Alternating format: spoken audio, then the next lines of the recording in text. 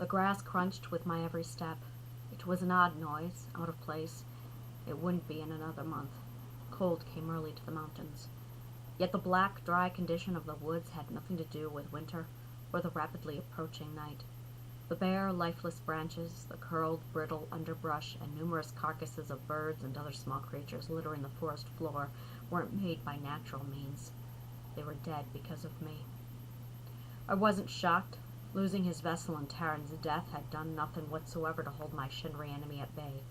He'd seized my magic 3 more times before I found my way out of the swamps, and again shortly after I crossed over into Kale. Since then, as I traveled the mountain paths and moved deeper into the kingdom, his intrusions had gone farther apart. I would have been grateful for that, except that the time between spells lengthened, the more my appetite for them grew. So far, I'd been able to resist casting on my own, but fighting the urge was getting painfully hard. When it became impossible and I couldn't hold out anymore, I wouldn't be able to shift the blame to my enemy. Whatever was drained, whatever died when I cast, it would be entirely on my shoulders. It is now, I thought soberly, looking at the death and desolation that surrounded me. The spell may not have been my doing, but it was mine. I was the reason that Pia was the only other thing living in the woods beside me. It was my fault, and she was wandering alongside the trail, nose to the ground, searching for something edible that wasn't here. I'd killed breakfast. Again. It was her only concern, the lack of green vegetation, and I wished I could be like her. I wished that the forest that died to feed my spell meant nothing, that my stomach didn't turn at the sight of so many tiny, desiccated bodies at my feet, with the hordes of industrious insects and worms feasting on their shriveled remains.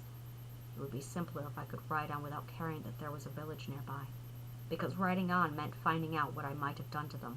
There are children there, I thought, imagining their little forms bent and shrunken, their skin thinned and wrinkled like fruit left too long in the sun. If I killed children, I didn't want to know. I couldn't live with not knowing either. I certainly couldn't go on like I was, leaving a trail of death behind me while some rampant Shinree helped himself to my magic. I had to stop him. How exactly, I wasn't sure. I had nothing to go on but a vague description and a voice I didn't know. Neither would get me even halfway to decent tracking spell. The only workable lead I had was the tavern where Taran was hired. I knew the place. I knew the kind that went there. They responded to money and fists, and I was glad to give them both if I got me answers. It wasn't without risk, though. The Wounded Owl was in a city of thousands. If I was forced to let loose a spell while I was there, the worms would be gorging on me on much larger meals than squirrels and mice. The only way it could work was if I got in and out quick, between spells. Yet, betting lives on my enemy sticking to his recent pattern didn't sit well. Finding a way to deflect or resist him would make going into the city a little less hazardous, but I hadn't managed it yet. I thought about it. Each time I was forced to cast, I burned with the urge to defy him. Since I hadn't, not once, I'd come to the painful conclusion that I didn't want to. Having magic in me again felt too damn good. Ashamed, I started revisiting the few options I had for fighting back. I wasn't fond of any of them. Ingestion Cannel was the most obvious. It would completely impede my ability to cast, unwillingly or otherwise, yet it had side effects I couldn't afford. Mainly if I wanted to actually find and stop my attacker, it would help if I was coherent. Regularly channeling the obsidian on my own would keep the stone depleted, thereby lowering his opportunity to use it. Keeping the working small would lessen the harm to others too, but the harm caused to me by indulging so frequently would be immeasurable. I was already sinking into a hole I might never get out of again. Deliberately throwing myself in deeper wasn't smart. That left disposing of the shard. With no stones in my possession, my enemy would be cut off from my magic. Unfortunately, so would I, which would leave me defenseless when I found him. The best way to fend him off would be to keep him out entirely. I could craft a barricade or shield of some sort, but he'd likely be expecting that, and depending on what stone he was using, it would be hit or miss whether I could counteract it or not. He was also too cunning to be stymied so easily. To keep him busy, I would likely need more than one spell. Wait, I thought. More than one. Accessing my abilities, forcing the magic in, shaping it. I started pacing and thinking. That's 3 different types of persuasion, 3 different spells. He'd have to cast them separately in stages, and that means I stopped moving. Alack. It would be brief. I'd have less than a handful of moments, the time it would take for him to clear his intent for one spell and speak the words for the next. But if I could do it, if I could regain control of the aura left after he pushed it into me, I could pull the whole damn thing out from under him. I could limit the loss of life, show him I'm not as easy to handle as he thought.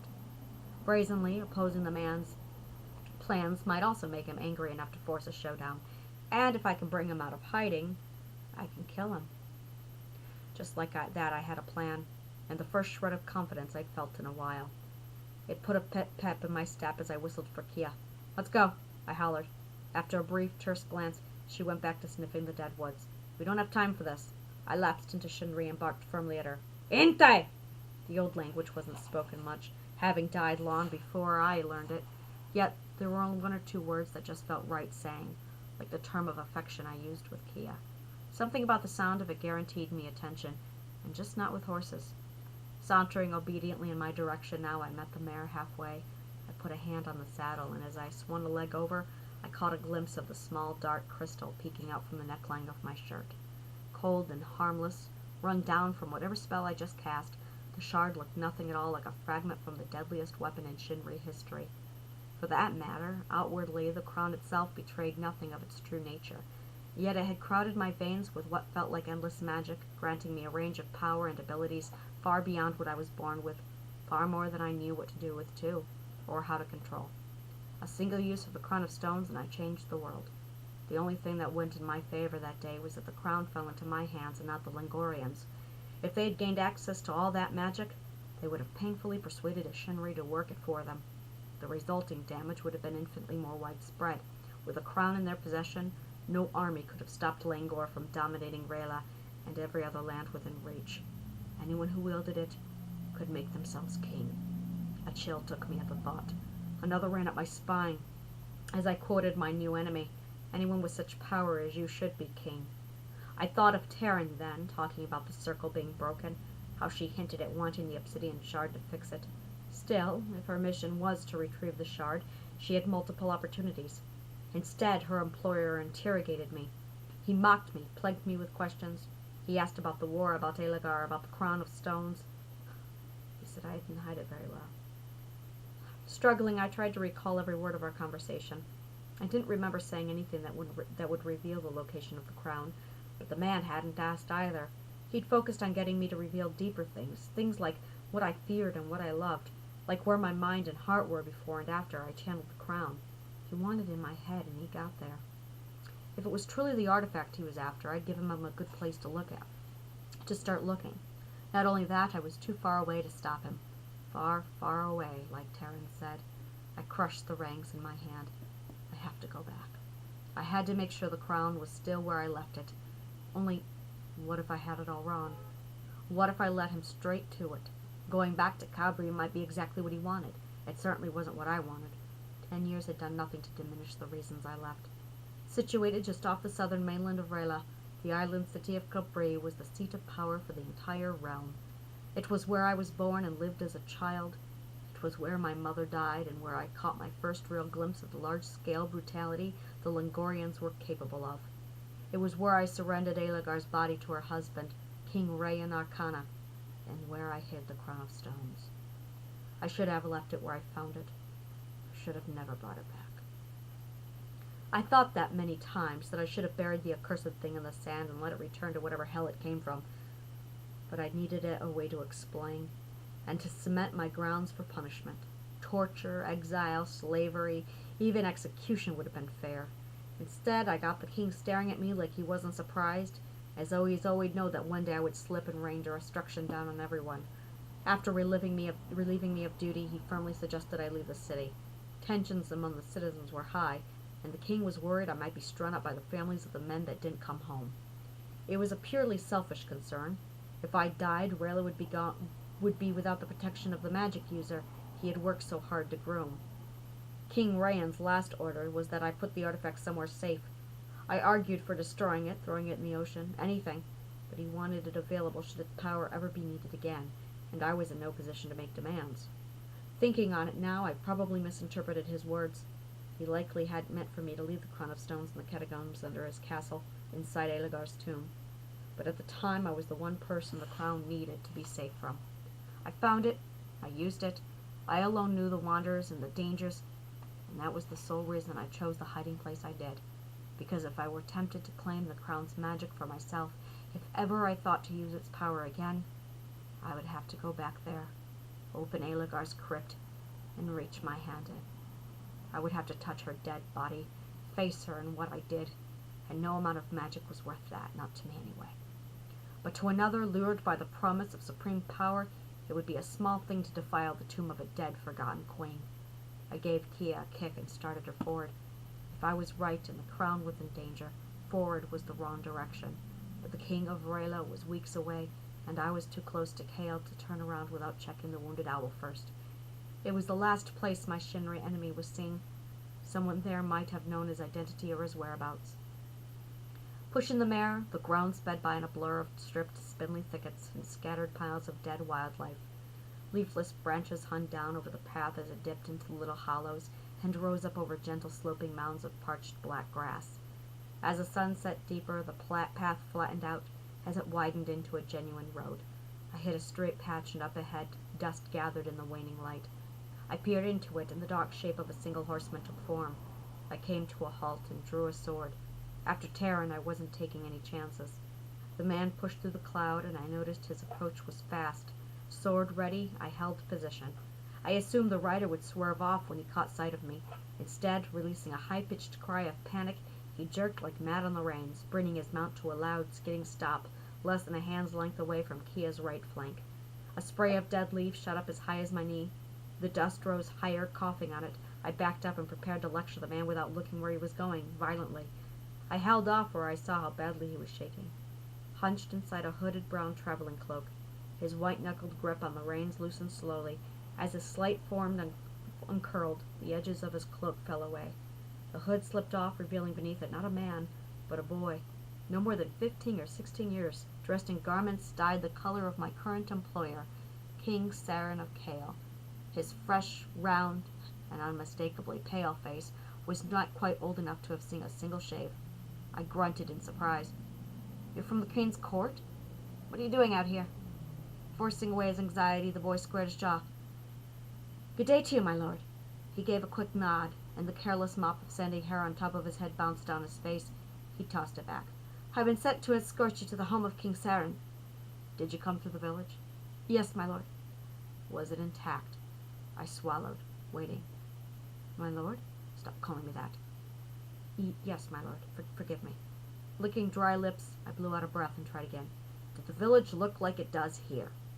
Lowering his eyes, he shook his head in confusion, and the shock of hair fell across his face again. For a moment, I was tempted to pull out a knife and cut it for him.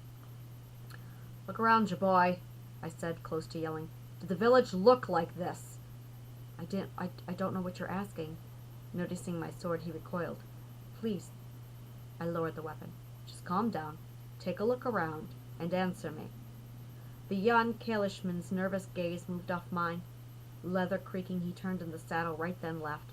He stared at the lifeless wood, at the ruined ground and the rotting animals, and for a moment said nothing. The revulsion claimed his face and turned it to its unbecoming shade of green. "You did this," he whispered. Horror strained his voice. "You did this with magic." His tone stunned. "Yes. Now, are they safe in the village?" "Gods," he gasped. "You killed it all. You killed everything." The air went out of me. My eyes fell closed.